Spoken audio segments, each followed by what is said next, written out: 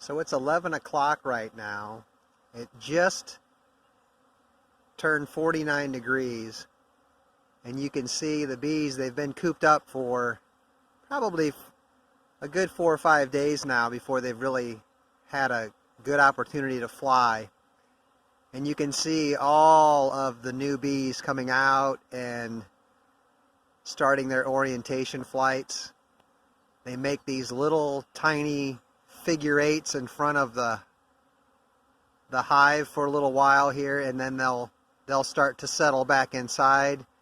And then in a few more hours we'll really be seeing the field bees will go to work, and they will start bringing the pollen in, and they'll do that until probably 4 or 5 in the afternoon, and then they'll slow down and they'll settle in. So always exciting to see all the bees pouring out on a nice day. This colony has a second box that I've added about a week ago, and on top of that, the third blue box is just covering the 1 gallon pail feeder.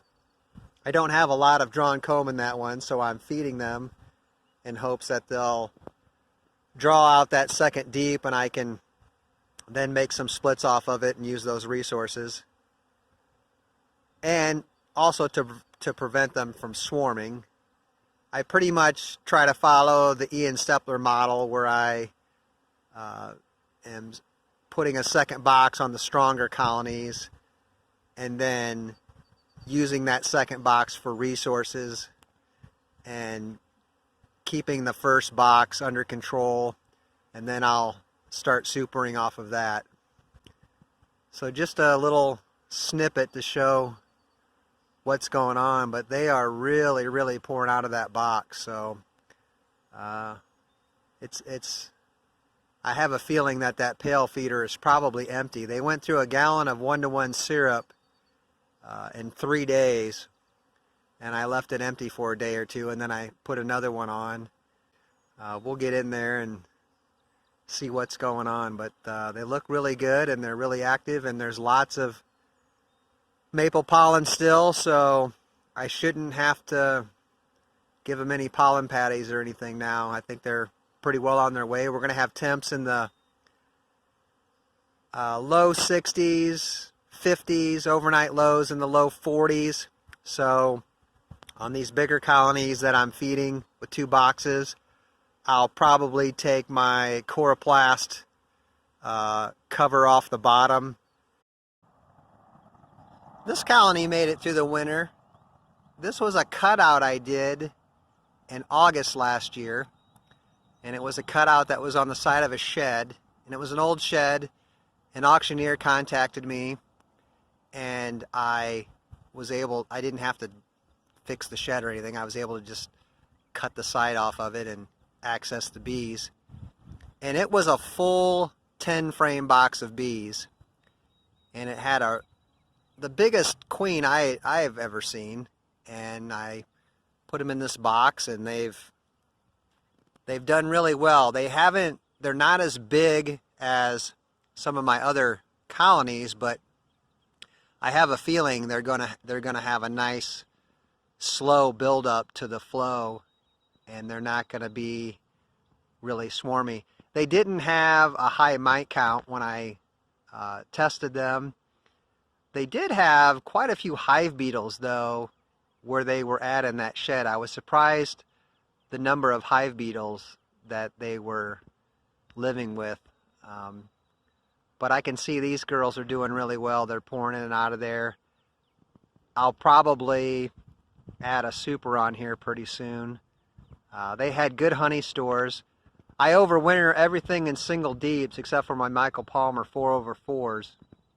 And all the colonies, when I checked them, we had a nice day like this in early March, and I was able to go through some of the colonies. Well, I was able to go through all the colonies, and they all had winter stores left. They all had a couple frames of honey left. So I'm really excited about that, and I don't feed over winter. I I feed them 2-to-1 syrup in the fall until they just don't take anymore, and then they overwinter. And so some of these, like this one here, I've dropped a couple half-pound patties in there in March, and at first they weren't even taking the patty down. Now they're kind of taking the patty down. So I'm hoping this one has a nice slow buildup. I would love to get drones off of this one.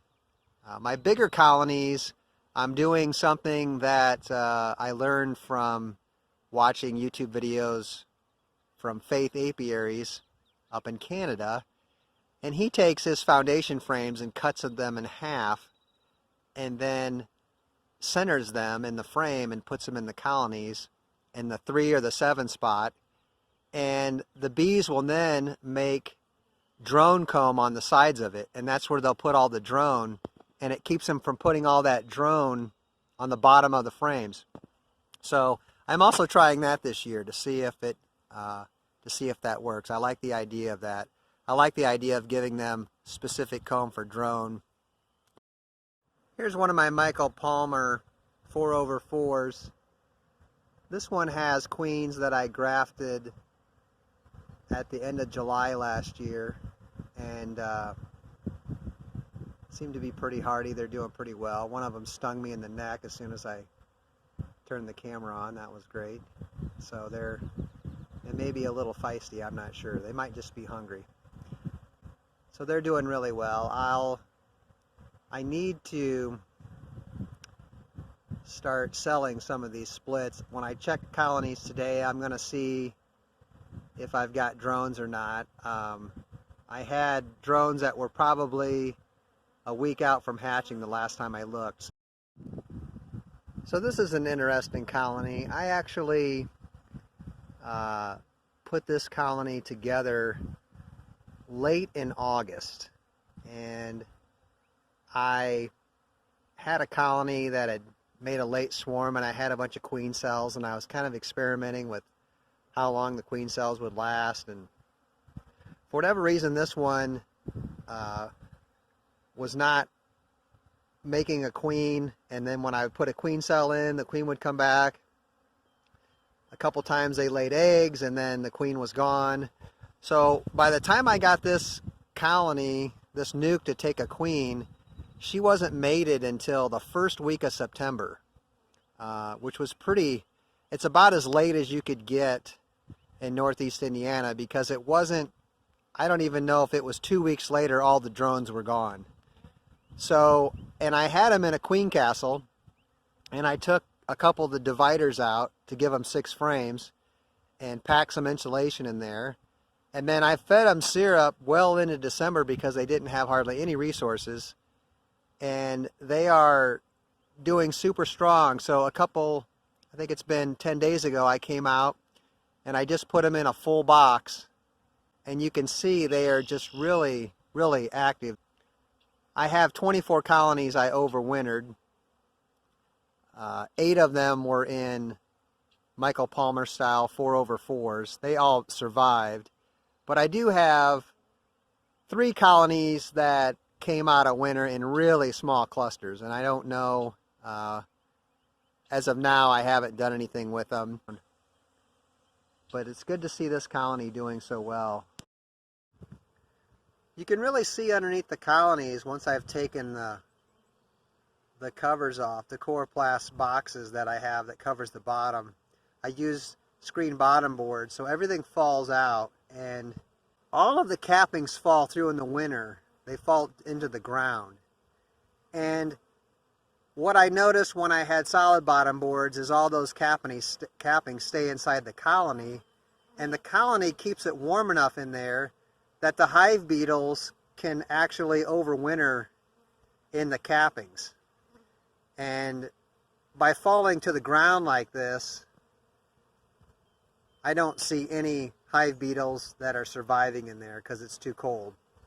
So just kind of an interesting observation with the screen bottom boards that I see with hive beetles. Now I do have to cover that bottom in the winter though, because it's way too windy here. I can't leave the bottom board open